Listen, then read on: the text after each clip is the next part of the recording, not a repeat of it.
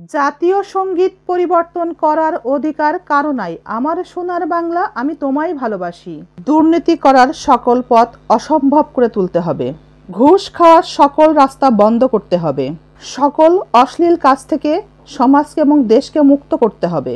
যে বা যারা জাতীয় সঙ্গীতের পরিবর্তন চাইছেন তাদের উদ্দেশ্যে বলি, আগে দেশের সংস্কার করে দেখান। এত জাতীয় সঙ্গীত নিয়ে কথা উঠছে কেন?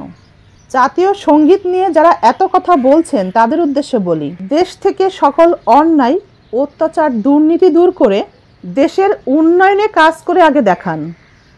যারা জাতীয় সঙ্গীতের পরিবর্তন চান তাদের উদ্দেশ্যে বলবো, ৭১-এ দেশ স্বাধীন করতে গিয়ে লক্ষ লক্ষ মানুষ জীবন দিয়েছিল। পৃথিবীর কোন দেশটি এভাবে নিজের দেশকে স্বাধীন করতে যুদ্ধ করেছিল? স্বাধীন একটি দেশ, পতাকা, সঙ্গীত পেয়েছিল।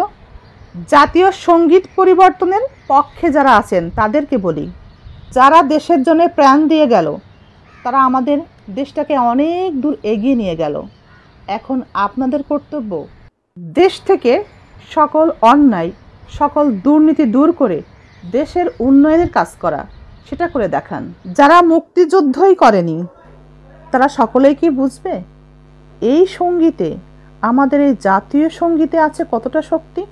যারা মুক্তিযোদ্ধা দেখেনি, মুক্তিযোদ্ধা করেনি, তারা এই সঙ্গীতের মর্ম সবাই বুঝবে না। এই সঙ্গীতে যে কতটা ভালোবাসা, কতটা দেশের প্রতি মায়া আছে। ১৯৭১ সালে দেশের ছাত্র সহ সকল জনগণ এই গানের টানেই দেশের জন্যে, দেশ স্বাধীনের জীবন উৎসর্গ করতে প্রস্তুত ছিল। দেশের জন্যে জীবন দিতে, দেশ স্বাধীনে নিজের প্রাণকে উৎসর্গ করতে উদ্বুদ্ধ হয়েছিল।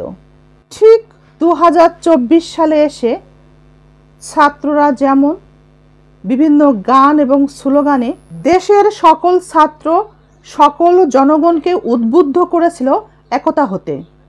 আবেগ দিয়ে নয়, বিবেক দিয়ে যদি আমরা চিন্তা করি তাহলে আমাদের জাতীয় সঙ্গীত আমার সোনার বাংলা, আমি তোমায় ভালোবাসি, আমাদের এই জাতীয় সঙ্গীতের ভূমিকা আরও অনেক বেশি। আমাদের এই জাতীয় সঙ্গীত আমাদের দেশের সার্বভৌমত্ব রক্ষায় ভূমিকা রেখেছিল।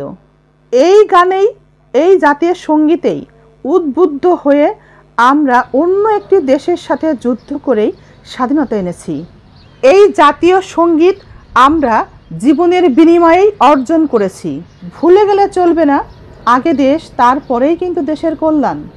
দেশের কল্যাণ তো তখনই সম্ভব যখন আমরা সকলের প্রতি শ্রদ্ধা বজায় রাখব। আমরা সকলেই জানি, মা মানে মাটি, মাটি মানে দেশ। দেশটাকে নানাভাবে ভাগ করতে চেষ্টা করবেন না। অনেক কষ্টেই দেশটা স্বাধীন হয়েছিল। দেশটাকে তাই ভাগ করে নষ্ট করবেন না।